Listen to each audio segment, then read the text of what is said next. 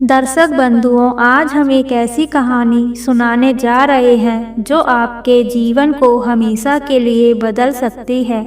क्या आप जानते हैं कि वह कौन सी 8 बातें हैं जिन्हें जानने वाला मनुष्य कभी गरीब नहीं रहता? यह केवल एक कथा नहीं है, बल्कि कलयुग के हर इंसान के लिए एक अमूल्य ज्ञान है। इस कहानी को पूरे मन और दिल से सुनने वाले के घर में कभी कोई कलेश उत्पन्न नहीं होता, हमेशा सुख और शांति बनी रहती है और माता लक्ष्मी का सदा आगमन होता है। जिसके घर में रोज झगड़े और कलेश होते हैं, वहाँ बरकत नहीं होती, माता लक्ष्मी का आगमन नहीं होता। लेकिन जहाँ सुख शांति होती है, वहाँ सुख समृद्धि का वास होता है और माता लक्ष्मी निवास करती हैं। इस कहानी को सुनने के बाद आप जान जाएंगे कि घर में लड़ाई झगड़ा क्यों नहीं करना चाहिए और अगर हो तो उसे कैसे रोकना चाहिए, क्योंकि जहाँ सुख शांति होती है वहीं माता लक्ष्मी निवास करती हैं। तो चलिए कथा शुरू करते हैं, लेकिन आगे बढ़ने से पहले एक महत्वपूर्ण बात जान लीजिए। गरुड़ पुराण में कहा गया है कि जब कोई ज्ञानवर्धक या दिव्य कथा सुनाई जा रही हो तो उस पर अविश्वास करना या उसे अधूरा छोड़ना भी एक प्रकार का पाप है। ऐसा करने से उस कथा से मिलने वाला पुण्य फल कभी प्राप्त नहीं होता। इसीलिए इस कथा को पूरे विश्वास और ध्यान से अंत तक सुनिएगा। एक बार भगवान शिव के पास एक बूढ़ी चिड़िया आती है। तब भगवान शिव बूढ़ी चिड़िया से कहते हैं, हे बूढ़ी चिड़िया, आज आप हमारे यहाँ किस प्रयोजन से पधारे हैं? तब बूढ़ी चिड़िया कहती है, हे प्रभु, मैं आपके पास अपने एक प्रश्न के निवारण के लिए आई हूँ। भगवान शिव कहते हैं, कहो बूढ़ी चिड़िया, आपका कौन सा इतना अति आवश्यक प्रश्न आन पड़ा है जिसकी वजह से आप आज हमारे पास पधारी हैं? तब बूढ़ी चिड़िया कहती है, हे भगवान, मुझे मनुष्यों के कल्याण के लिए आपसे 8 बातें जाननी हैं जो प्रत्येक मनुष्य के लिए अति आवश्यक हो, जिससे कलयुग के प्रत्येक मनुष्य का कल्याण हो सके। भगवान शिव कहते हैं, हे बूढ़ी चिड़िया, आज आपने सच में संसार के कल्याण हेतु अति आवश्यक प्रश्न किया है। आपके द्वारा पूछे गए प्रश्न की वजह से संपूर्ण धरती लोक के मनुष्य का जीवन सफल हो जाएगा। परंतु हे बूढ़ी चिड़िया, मैं आपको इस प्रश्न का उत्तर एक कथा के माध्यम से दूंगा। तब बूढ़ी चिड़िया कहती है, हे भगवान, आप उस कथा को कहिए। मैं आपके द्वारा सुनाई गई कथा को पूरा अंत तक सुनूंगी और संपूर्ण लोक जगत में विख्यात भी करूंगी। तब भगवान शिव कहते हैं, हे बूढ़ी चिड़िया, आज तो मैं एक अमीर बहन और गरीब भाई की कथा सुनाता हूँ। आज की कथा सुनकर तुम्हें पता चल जाएगा कि एक भाई और बहन का रिश्ता कैसा होता है और हर एक बहन और भाई को अपना रिश्ता कैसे निभाना चाहिए। साथ ही साथ तुम्हें आज की इस कथा में जानने को मिलेगा कि आखिर मनुष्य गरीब क्यों हो जाता है, वह कौन से कारण हैं जिनकी वजह से मनुष्य गरीब हो जाता है। आखिर मनुष्य द्वारा किए गए ऐसे कौन से काम होते हैं जिनको करने से मनुष्य निर्धन हो जाता है और गरीबी के दलदल में फंसता चला जाता है। अब भगवान शिव कथा को सुनाना आरंभ करते हैं और कहते हैं कि हे बूढ़ी चिड़िया, बहुत पुराने समय की बात है। किसी नगर में एक बहुत ही धनवान मध्यम वर्ग का एक किसान रहता था। उस किसान के घर में 2 जुड़वा संतानें पैदा हुई थी। उन दोनों जुड़वा संतानों में से एक पुत्र था और दूसरी जो संतान थी वह पुत्री थी। उस किसान ने अपने पुत्र का नाम माधव रखा और अपनी पुत्री का नाम कमला रखा। धीरे धीरे जब उनकी आयु विवाह के योग्य हो गई तो किसान को अपने बच्चों की विवाह की चिंता सताने लगती है। एक दिन किसान किसी कार्य से अपने पड़ोस के एक शहर में जाता है तो वहां पहुंचकर एक व्यापारी का पुत्र उसे पसंद आ जाता है और उस व्यापारी के पुत्र के साथ में वह अपनी बेटी कमला का विवाह कर देता है। वह किसान अपनी पुत्री के विवाह में कोई कमी नहीं छोड़ता है। इस प्रकार से कमला अपने पिता के यहाँ से विदा होकर अपने ससुराल चली जाती है। उस किसान ने अपनी बेटी को विदा करने के बाद वह अपने पुत्र के विवाह के बारे में सोचने लगता है।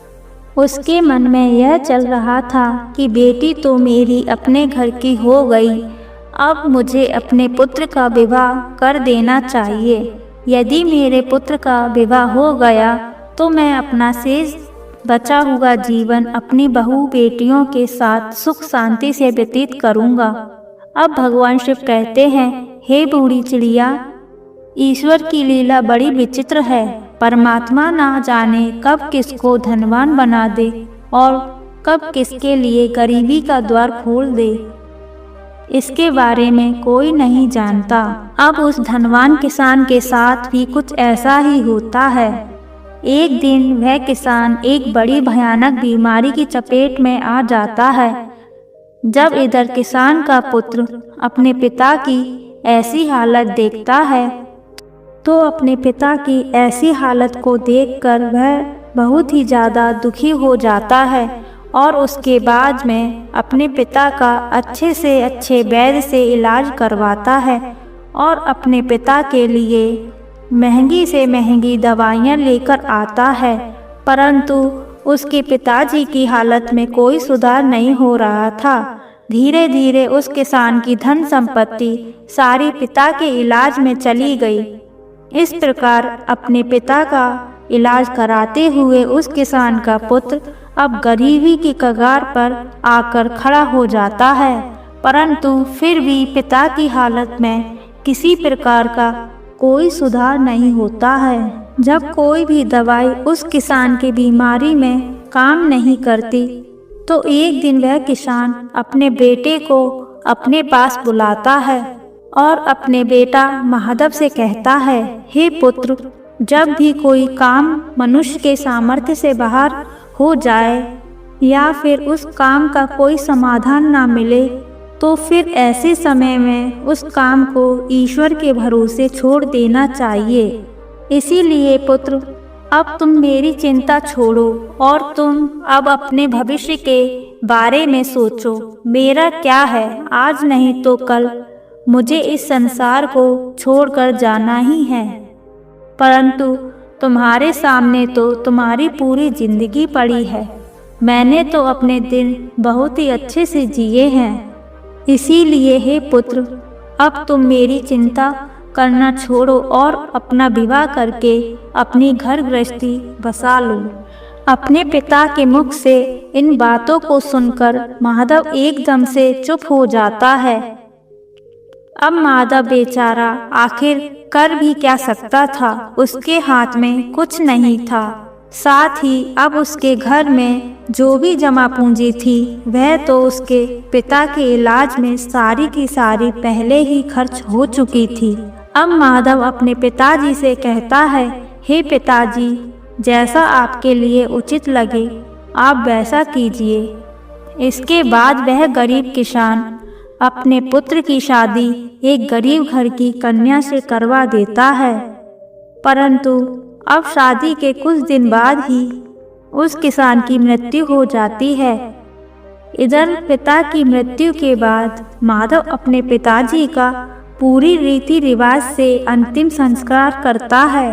माधव के पास जो कुछ था, खेत खलियान सब कुछ पिता की बीमारी के इलाज में पहले ही जा चुका था और अब माधव के पास जो कुछ भी जमा पूंजी बची हुई थी वह पिता के अंतिम संस्कार करने के बाद भोज में समाप्त हो जाती है।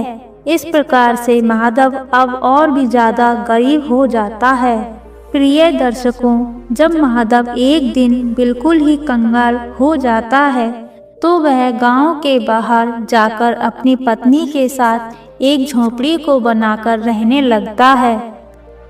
माधव पहले से ही मेहनती तो था ही, अब वह दूसरों के खेतों में मेहनत मजदूरी करके अपना और अपनी पत्नी का पेट पालने लगता है। और माधव की बहन कमला, जिसका विवाह एक धनी व्यापारी के घर में हुआ था, उसे जब अपने भाई की स्थिति के बारे में पता चलता है तो वह धनवान बहन अपने गरीब भाई से घृणा करने लग जाती है। प्रिय दर्शकों, अब भगवान शिव कहते हैं, हे बूढ़ी चिड़िया, कलयुग का प्रत्येक मनुष्य धन का लोभी होता है। जैसे वह माधव की बहन माधव के पास धन न देखकर अपने ही सगे भाई से घृणा करने लगी। वह मन में सोचने लगी कि मेरा भाई अब तो बिल्कुल ही कंगाल हो चुका है, उसका घर जमीन सब बिक गया है और अब उसके पास में एक फूटी कौड़ी भी नहीं बची है। यदि वह ऐसी हालत में मेरे ससुराल आता है तो उसे देखकर मेरी देवरानियां और जेठानियां मेरा बड़ा ही अपमान करेंगी और मेरा मजाक बनाएंगे कि तेरे मायके वाले तो बिल्कुल ही कंगाल हैं। अब ऐसे तो मेरे ससुराल में मेरी बहुत ही ज़्यादा बदनामी हो जाएगी। इस कारण से वह कमला अपने सगे भाई से रिश्ता तोड़ देती है। वह बहन अपने भाई के लिए इतनी निर्दयी हो जाती है कि ना तो कमला अपने भाई को अपने ससुराल बुलाती है और ना ही कभी अपने भाई के घर जाती है। अब कमला के भाई माधव को धीरे धीरे अच्छी तरह से पता हो जाता है कि अब मेरी प्यारी सी मुस्कान वाली जो बहन हुआ करती थी, वही बहन आज मुझसे नफरत क्यों कर रही है। इसीलिए माधव भी अपनी बहन के ससुराल कभी नहीं जाता है। इस प्रकार से कमला तो बड़े ऐशो आराम के साथ मैं अपनी ससुराल में अपनी जिंदगी गुजार रही थी, परंतु माधव मेहनत मजदूरी करने के बाद भी अपनी पत्नी के साथ झोपड़ी में रहकर किसी तरह से अपने जीवन के दिनों को काट रहा था। अब भगवान शिव कहते हैं, हे बूढ़ी चिड़िया, ऐसे ही करते करते कुछ साल गुजर जाते हैं। अब कमला की भी संतानें बड़ी हो चुकी थीं। कुछ साल गुजरने के बाद एक दिन माधव की बहन कमला के लड़के का विवाह तय हो जाता है, लेकिन माधव की बहन कमला अपने भाई को निमंत्रण का आमंत्रण नहीं भेजती।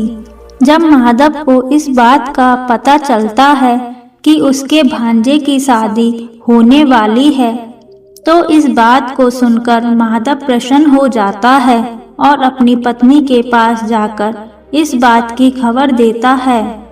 माधव की पत्नी का नाम सावित्री था। जब माधव अपनी पत्नी सावित्री को यह बातें बताता है कि मेरी बहन के बेटे की शादी है और हम सभी को बहन के घर जाना है, तो माधव की पत्नी को इस बात की जानकारी होती है कि ननद के बेटे की शादी है। वह इस बात को सुनकर अत्यंत ही खुश हो जाती है। अब वह सोचने लगती है, चलो इसी बहाने से कम मैं अपनी ननद से जाकर के मिल तो आऊंगी और उसके घर को देख आऊंगी। सावित्री खुश होकर अपने पति से कहती है, हे पतिदेव, मैं आपके साथ में जरूर चलूंगी, लेकिन पहले मुझे यह बताओ, क्या हमारी प्यारी ननद ने हमारे लिए निमंत्रण के लिए आमंत्रण पत्र भेजा है या नहीं? अपने पत्नी के मुख से इन बातों को सुनकर अब माधव बिल्कुल ही चुप हो जाता है। अब माधव अपनी पत्नी सावित्री से कहता है, हे प्रिय, न्योता तो नहीं आया है, पर मुझे यह दूसरों के द्वारा खबर मिली है कि हमारे भांजे की शादी है, परंतु इससे क्या फर्क पड़ता है कि न्योता आया है कि नहीं, आखिर वह भी तो हमारी बहन का ही बेटा है। तब सावित्री अपने पति माधव से कहती है, हे प्रिय, देखो बात तो आपकी सही है कि आपके भांजे की शादी है, लेकिन बिना निमंत्रण के ननद के घर जाना उचित नहीं है और आपको भी वहां नहीं जाना चाहिए। माधव अब अपनी पत्नी सावित्री को समझाता है, हे प्रिय, कमला के ससुराल वाले बड़े ही धनवान आदमी हैं, उन्हें हमारी याद नहीं रही होगी, या फिर हो सकता है कि उन्होंने हमारे यहाँ पर निमंत्रण भिजवाया हो, लेकिन निमंत्रण वाला पर्चा हमारे तक नहीं पहुँचा हो। इसीलिए हे प्रिय, तुम किसी भी प्रकार की कोई भी सोच विचार मत करो और बच्चों को निमंत्रण जाने के लिए तैयार करके मेरे साथ तुम भी बहन के घर के लिए चलो। जब सावित्री ने अपने पति महादेव की इन बातों को सुना, तब उसने जवाब दिया। सावित्री कहने लगती है, हे पिया, यदि तुम जाना चाहते हो तो तुम जा सकते हो, लेकिन बिना निमंत्रण के मैं नहीं जाऊंगी। महादेव ने जब अपनी पत्नी के मुख से ऐसी बातें सुनी तो महादेव कहता है, ठीक है, यदि तुम्हारी यही इच्छा है तो तुम बच्चों के साथ घर पर ही रहो। मैं अकेला कमला के ससुराल के लिए चला जाता हूँ। यदि मैं अपनी बहन के घर नहीं गया तो मेरी बहन की देवरानियां और जेठानियां मेरी बहन को ताना मारेंगी और कहेंगी कि खर्चा ना हो जाए, इसीलिए तेरा भाई नहीं आया। अब इतना कहकर के महादेव घर के अंदर से बाहर चला जाता है। अब भगवान शिव कहते हैं, हे बूढ़ी चिड़िया, अब महादेव जो था वह बहुत ही ज्यादा गरीब हो चुका था। महादेव के पास चावल और वस्त्र खरीदने के लिए पैसे नहीं थे। अब महादेव अपनी बहन के घर जाने के लिए वह अपने मित्र से थोड़े से पैसे उधार लेता है। अब महादेव ने उधार लिए हुए पैसों से अपनी बहन कमला और अपने बहनोई के लिए सुंदर सुंदर वस्त्र खरीदता है और उन कपड़ों को लेकर के अपनी बहन के ससुराल के लिए चल देता है। पैदल चलते चलते महादेव को सुबह से शाम हो जाती है। तब वह अपनी बहन के दरवाजे पर पहुंचता है और दरवाजे के एक तरफ जाकर के खड़ा हो जाता है। महादेव बेचारा दरवाजे पर खड़े होकर अपनी बहन कमला के आने का इंतजार कर रहा था। तभी कमला की जेठानी की नजर महादेव पर पड़ जाती है और वह महादेव को पहचान लेती है। महादेव को देखने के बाद कमला की जेठानी जाकर कमला को बताती है कि हे कमला, आज तेरा भाई तेरे घर आया है, जाकर देख, तेरा भाई तेरे दरवाजे पर खड़ा है। जब कमला ने अपनी जेठानी के मुख से ऐसी बातों को सुनती है तो वह अपनी जेठानी से पूछने लगती है कि हे बहन, यदि तुमने मेरे भाई को द्वार पर खड़ा देखा है तो मुझे यह बताओ, मेरा भाई मेरे ससुराल में किस हालत में आया है और मेरे भाई ने आखिर कैसे कपड़े पहने हैं। अब कमला की जेठानी कहती है कि तुम्हारा भाई फटे पुराने वस्त्र पहनकर तुम्हारे द्वार पर खड़ा है, वह तुम्हारे आने का इंतजार कर रहा है। यह सुनकर कमला गुस्से से भर जाती है और सभी से नजरों को बचाते हुए अपने भाई के पास पहुंचती है। महादेव जब अपनी बहन कमला को अपने पास आते हुए देखता है तो खुशी के मारे उसका चेहरा खिल उठता है। अपनी बहन को देखकर के महादेव की आंखों में आंसू आ जाते हैं। उसके बाद कमला अपने भाई को अपने साथ में लेकर सबकी नजरों से बचाते हुए अपने घर के अंदर सबसे अंदर ले जाती है और पूछने लगती है कि हे भाई, तुम्हारे पास आखिर किसने निमंत्रण भेजा था जो तुम यहाँ चले आए। तब महादेव कहता है, बहना, तुमने तो अपने भाई को बिल्कुल ही भुला दिया है, परंतु मुझे किसी से पता चला कि मेरे भांजे की शादी है, इसीलिए मैं तुम्हारे लिए और तुम्हारे बेटे के लिए नए कपड़े लेकर आया हूँ। अपने भाई के मुख से इन बातों को सुनकर के कमला कहने लगती है, हे भाई, तुम्हें इस तरीके से बेशर्म की तरह मेरे घर नहीं आना चाहिए था। तुम इस तरीके से फटे पुराने कपड़े पहनकर मेरे घर तक चले आए, यह मेरे लिए बड़े लाज की बात है। कम से कम अपनी नहीं तो मेरी इज्जत, मेरे मान सम्मान का ख्याल तो किया होता। आखिर तुम्हारी तो कोई इज्जत नहीं, कम से कम तुमने हमारी इज्जत के बारे में तो सोचा होता। कमला के मुख से ऐसे कटु शब्द सुनकर वह मजबूर भाई का कलेजा छलनी हो जाता है। अब भगवान शिव कहते हैं, हे बूढ़ी चिड़िया। तब महादेव अपनी बहन के पैरों में गिरकर माफी मांगने लगता है। महादेव कहता है, हे बहन, मुझे क्षमा कर दो। मुझे नहीं पता था कि मेरी वजह से यहाँ तुम्हारी बदनामी होगी। मैं तो हमेशा से यही चाहता हूँ कि तुम्हारी बदनामी ना हो, तुम्हारी देवरानी जेठानी तुम्हें ताना ना मारे, इसीलिए तो मैं तुम्हारे लिए नए वस्त्र लेकर आया हूँ। यदि मुझे यह बात पहले ही पता होती कि तुम मेरी वजह से इतनी आहत हो जाओगी कि तुम्हें मेरे आने से इतना बुरा लगेगा, तो मैं तुम्हारे दरवाजे पर कभी नहीं आता। मैं तो यह सोचकर आया था कि मेरे भांजे की शादी है, यदि मैं नहीं पहुंचा तो मेरी बहन की देवरानी जेठानी मेरी बहन को ताने मारेंगी। कमला का माधव की बातों को सुनकर गुस्सा जब थोड़ा सा शांत होता है, तब वह माधव से कहती है, चलो, जब तुम आ ही गए हो तो मेरी एक बात तुम कान खोलकर सुन लो। जब तक मेरे बेटे की शादी नहीं हो जाती, तब तक इस जगह पर बंद रहना और भूलकर भी इस कमरे से बाहर निकलने की गलती मत करना, वरना तुम्हें देखकर लोग कहेंगे, कमला का भाई तो भिखारी है। जब सभी मेहमानों के लिए भोजन बन जाएगा तो मैं तुम्हें भोजन की थाली इस कमरे में पहुंचा दूंगी। तुम भोजन खाकर के चुपचाप पिछले दरवाजे से अपने घर को चले जाएं। माधव कहता है, ठीक है बहना, मैं आज रात को ही तुम्हारे घर से अपने गांव के लिए चला जाऊंगा, मगर मेरी तुमसे एक विनती है। मैं तुम्हारे लिए और जीजा जी के लिए जो कपड़े लाया हूँ, तुम उन कपड़ों को रख लो। उन्हें मैं तुम्हारे लिए बड़े प्यार से लाया हूँ। कमला अपने भाई से कपड़ों को लेकर कमरे के बाहर चली जाती है और जाते समय बाहर से उस कमरे की कुंडी लगा जाती है। माधव उस कमरे में बैठकर अपनी बहन के वापस आने का इंतजार करने लगता है।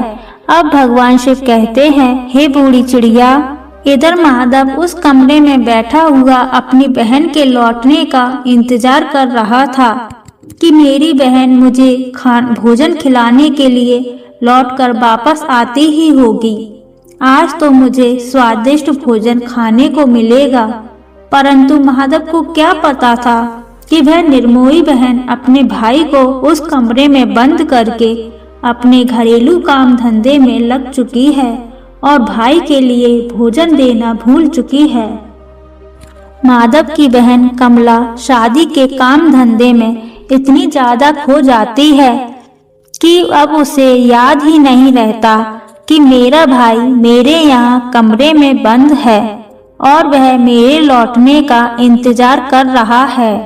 अब जैसे जैसे समय बीतने लगता है, भूख प्यास की वजह से माधव अब झटपटाने लगता है और उसकी हालत भी खराब होने लगती है। तब माधव अपनी बहन को आवाज लगाता है, लेकिन उसकी आवाज को कोई भी नहीं सुनता है।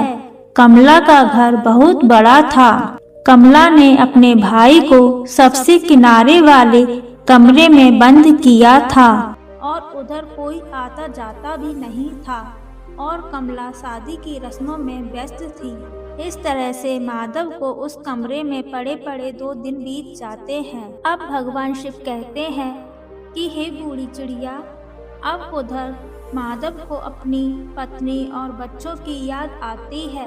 तब माधव सोचता है, यदि यहाँ कोई नहीं आया तो मैं भूखा प्यासा ही इसी कमरे में मर जाऊंगा। यदि मैं मर गया तो मेरी पत्नी सहित बच्चों का क्या होगा? मेरे ना होने पर कैसे मेरी पत्नी बच्चों का पालन पोषण करेगी? यही सब सोचते सोचते और कमजोरी की वजह से माधव बेहोश होने लगता है। तभी किसी काम की वजह से कमला की जेठानी कमरे के पास से गुजरती है। जब माधव के कानों में किसी के आने की आवाज़ सुनाई देती है, माधव अपनी पूरी ताकत से उस कमरे का दरवाज़ा पीटने लगता है। जब कमला की जेठानी के कानों में उस दरवाजे को पीटने की आवाज़ आ जाती है, तो वह दरवाजे को खोलकर देखती है तो अंदर माधव को देखकर वह चौंक जाती है और माधव से पूछने लगती है, हे भाई, तुम्हें इस कमरे में किसने बंद किया है? माधव इस बात का कोई जवाब नहीं देता है क्योंकि वह अपनी बहन को उसकी ही जेठानी की नजरों में गिराना नहीं चाहता था। परंतु जब कमला की जेठानी ने दोबारा पूछा तो माधव झूठ मूठ कह देता है कि मैं इस कमरे में आराम कर रहा था। तभी किसी ने गलती से बाहर से दरवाजे की कुंडी लगा दी और मैं इस कमरे में बंद हो गया।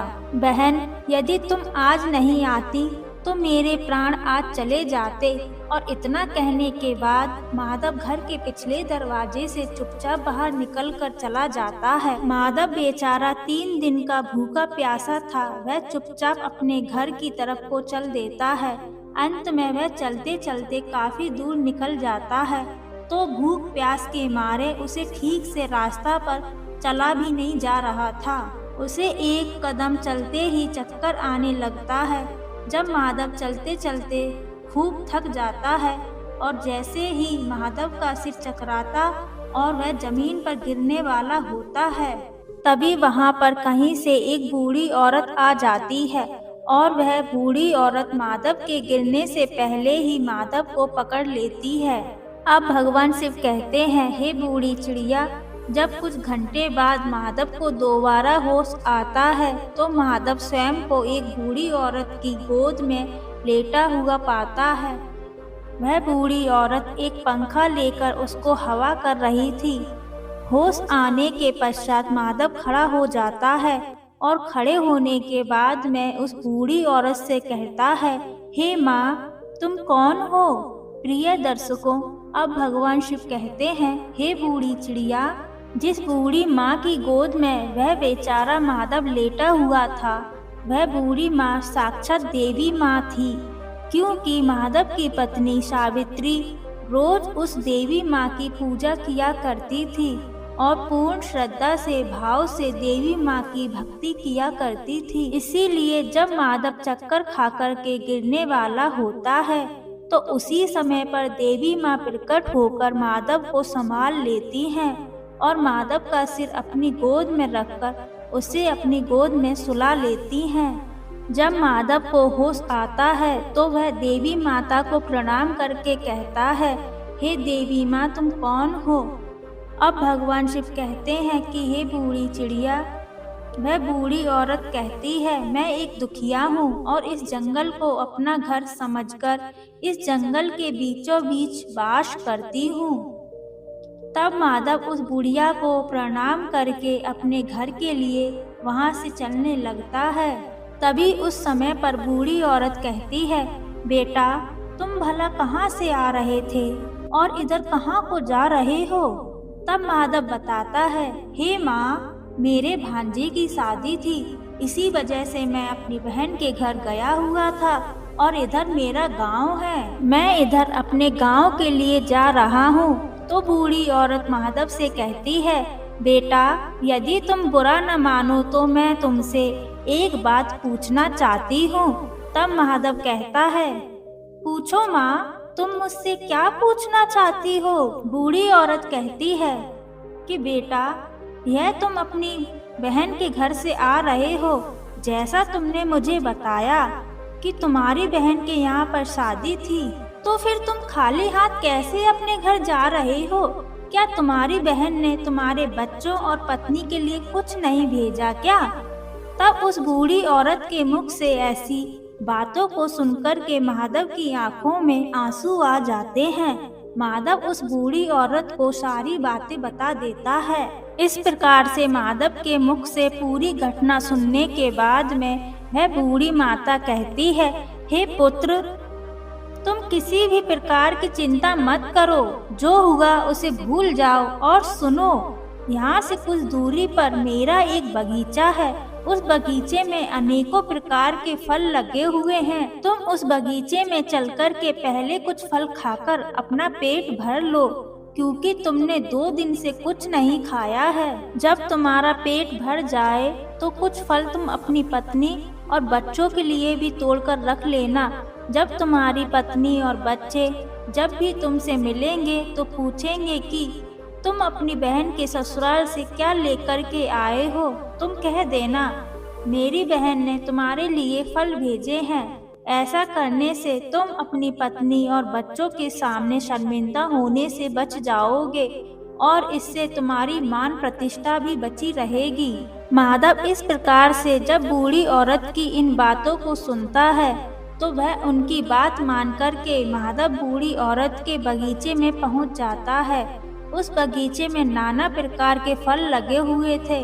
तब माधव उन वृक्षों से फल तोड़कर खाने लगता है और जब उसका पेट भर जाता है तो कुछ फलों को तोड़ करके वह अपने थैले में रख लेता है। यह सब करने के बाद में माधव उस बूढ़ी औरत से आज्ञा लेकर अपने घर के लिए चलने को तैयार होता है। तो वह बूढ़ी औरत माधव से कहती है, हे पुत्र, जाते समय तुम मेरी इन 8 बातों को ध्यान से सुनते जाओ, यह तुम्हारे जीवन में बहुत ज्यादा काम आएंगी। प्रिय दर्शकों, अब भगवान शिव कहते हैं, हे बूढ़ी चिड़िया, आपने अभी तक जो कहानी सुनी है कि वह 8 बातें कौन सी हैं जिसे सबको पता होनी चाहिए। अब इस कथा में आपको वह 8 बातें जानने को मिल जाएंगी। अब भगवान शिव कथा को आगे बढ़ाते हुए कहते हैं कि इस प्रकार से बूढ़ी औरत जो साक्षात देवी का अवतार थी, वह माधव को 8 बातें बताती है। उन 8 बातों को सुनकर के माधव अपने घर के लिए चल देता है। जब माधव फलों से भरे हुए उस थैले को लेकर अपने घर पर पहुंचता है, तब माधव के छोटे छोटे बच्चे और माधव की पत्नी माधव के पास आते हैं और पूछने लगते हैं, पिताजी, आप बुआ के घर से आ रहे हो, आखिर बुआ ने हमारे लिए क्या भेजा है।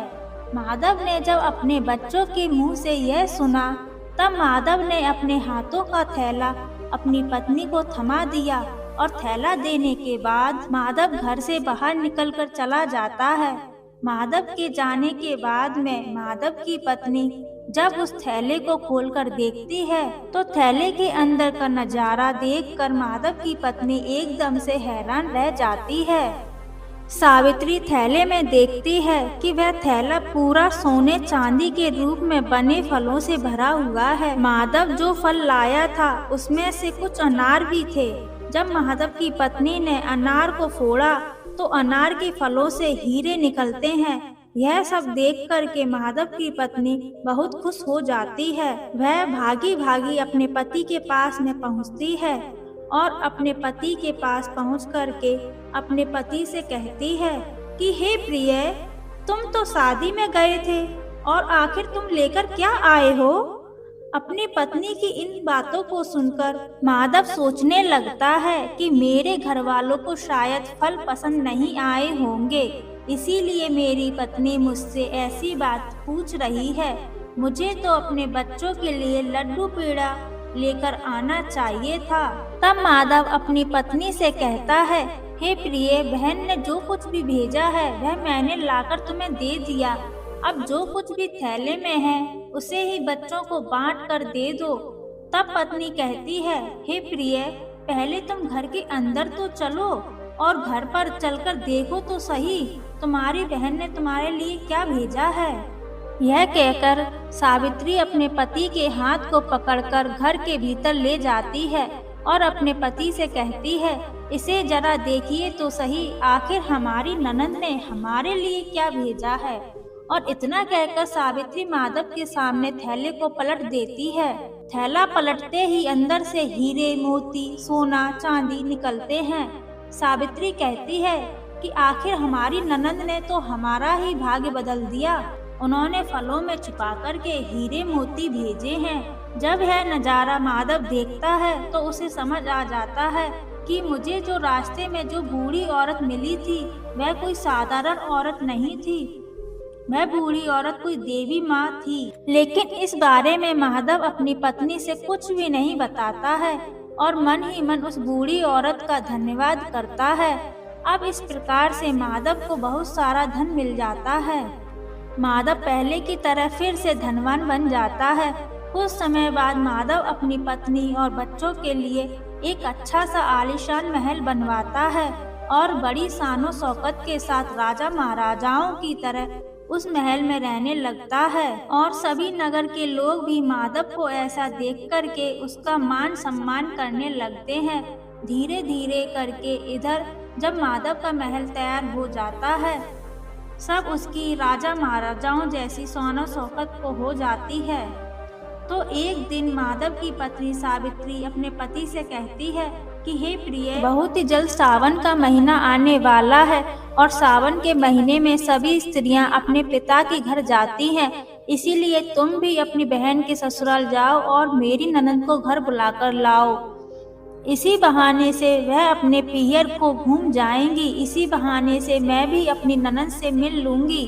माधव जब अपनी पत्नी की ऐसी बात सुनता है तो माधव अपनी पत्नी के कहने पर एक बार फिर से अपनी बहन के ससुराल चल देता है और कुछ समय के बाद ही अपनी बहन के ससुराल पहुंच जाता है। जब माधव एक बार फिर से अपनी बहन के उसी दरवाजे पर जाकर खड़ा हो जाता है जिस दरवाजे पर वह कुछ दिन पहले आकर के खड़ा हुआ था, उसी समय पर कमला की जेठानी घर से बाहर निकलती है और बाहर का नजारा देख करके वह तुरंत ही दौड़ी दौड़ी कमला के पास में चली जाती है और कमला से कहती है कि हे कमला, आज भी तेरा भाई आया है। अपनी जेठानी के मुख से इस बात को सुनकर कमला कहने लगती है, हे बहन, कोई भी भिखारी मेरा भाई नहीं हो सकता, मेरा कोई भाई नहीं है। दरअसल कमला ऐसा इसलिए कह रही थी क्योंकि कमला इस बार भी अपने भाई को वही भिखारी ही समझ रही थी।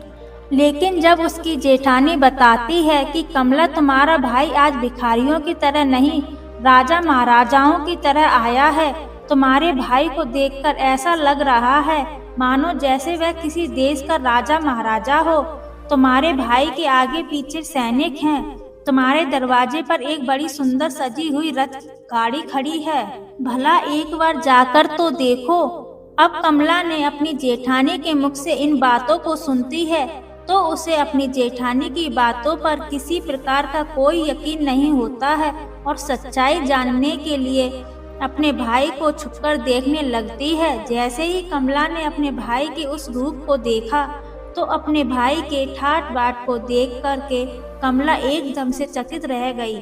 वह सोचने लगती है कि कल तक तो मेरा भाई बिल्कुल ही गरीब था, उसके पास तो पहनने के लिए वस्त्र भी नहीं थे, फिर अचानक एकदम से वह इतना अमीर कैसे बन गया। अब तो माधव की बहन कमला आरती का थाल सजाकर अपने भाई की आरती उतारने लगती है। उसके बाद में कमला अपने भाई का बड़े ही आदर के साथ अपने घर में बुलाकर ले जाती है और अपने भाई से कहती है, हे भैया, मुझे क्षमा कर दीजिए, मेरी वजह से तुम्हें बहुत ज्यादा कष्ट और शर्मिंदगी उठानी पड़ी है। अपनी बहन के मुख से इन बातों को सुनकर माधव कहने लगता है कि बहना, कोई बात नहीं, उस समय पर हमारे दिन कुछ अच्छे नहीं थे, तुम्हारी गलतियों के लिए मैंने तुम्हें पहले ही क्षमा कर दिया था।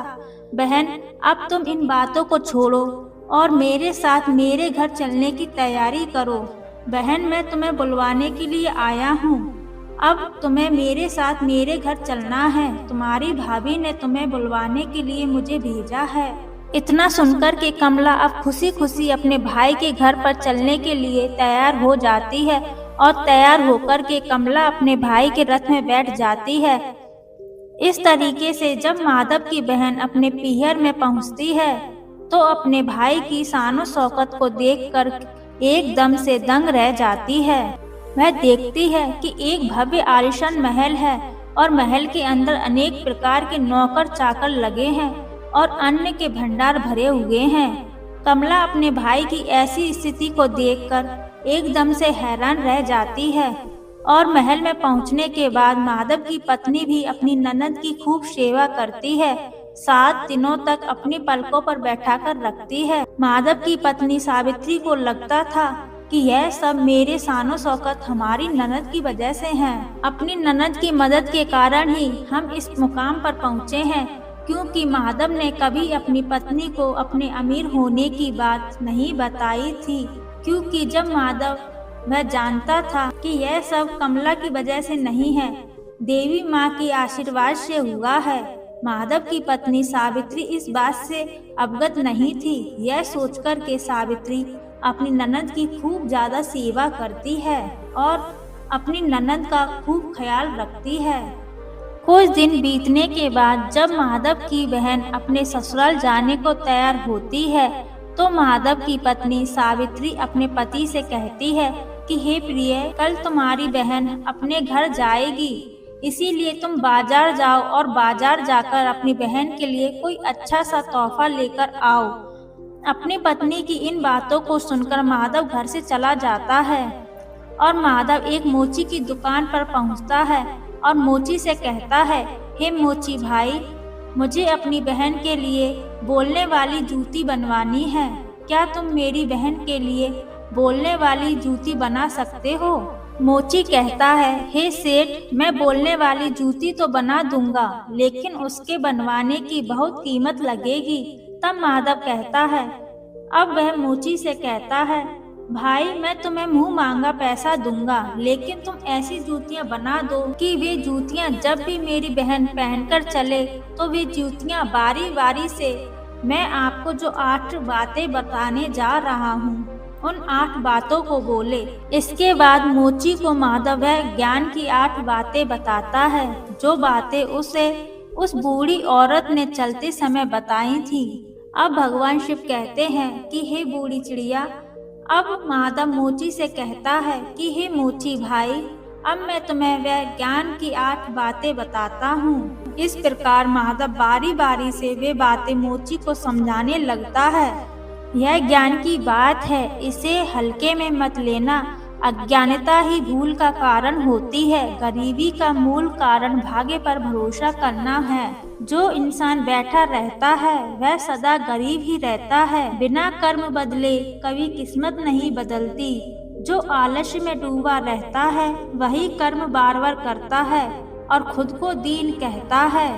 गरीबी से भी बड़ा अभिशाप है अज्ञानता। ज्ञान से दूरी बनाकर कोई 2 वक्त की रोटी भी नहीं कमा पाता और मजबूर बन जाता है। कर्म और साधना से जुड़ो, तभी गरीबी दूर होती है। जो कर्म नहीं करता उसका नसीब कभी साथ नहीं देता। जो इंसान केवल भाग्य के भरोसे बैठा रहता है वह अज्ञानी बनकर सदा गरीब ही रहता है।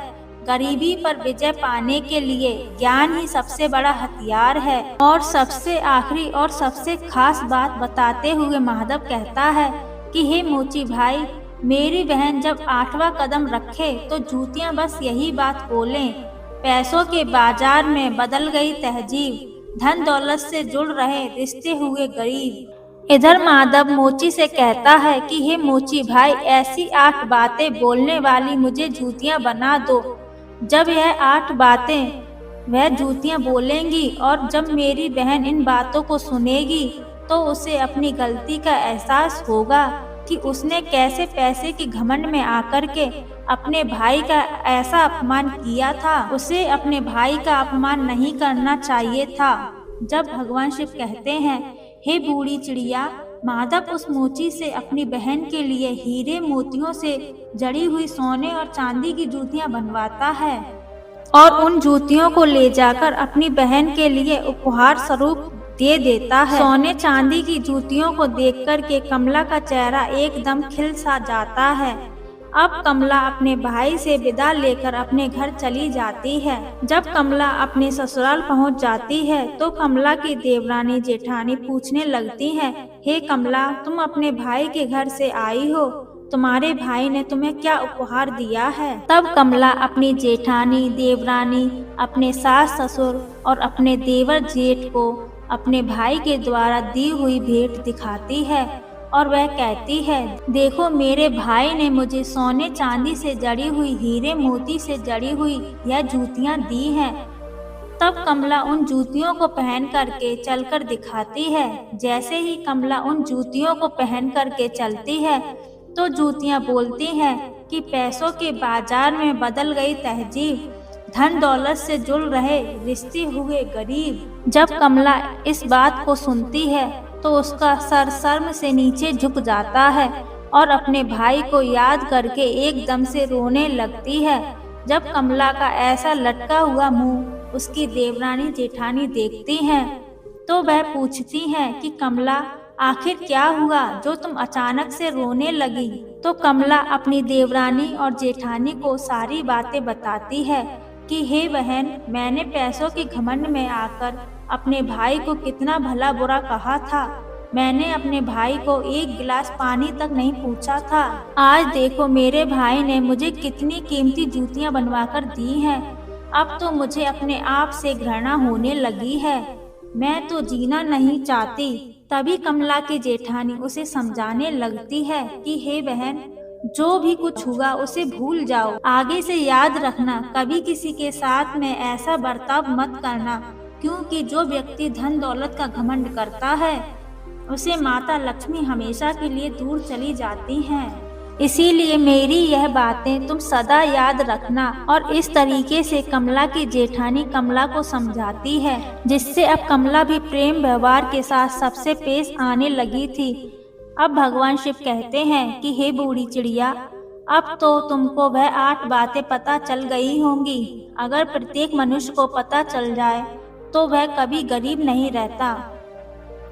अब बूढ़ी चिड़िया कहती है कि हे प्रभु, मुझे अभी भी नहीं पता चल पाया है, कृपया स्पष्ट बताने की कृपा करें। अब भगवान शिव कहते हैं, ठीक है बूढ़ी चिड़िया, मैं तुमको बताता हूँ कि वह 8 बातें कौन सी हैं जिन्हें जानने के बाद मनुष्य कभी गरीब नहीं रहता है।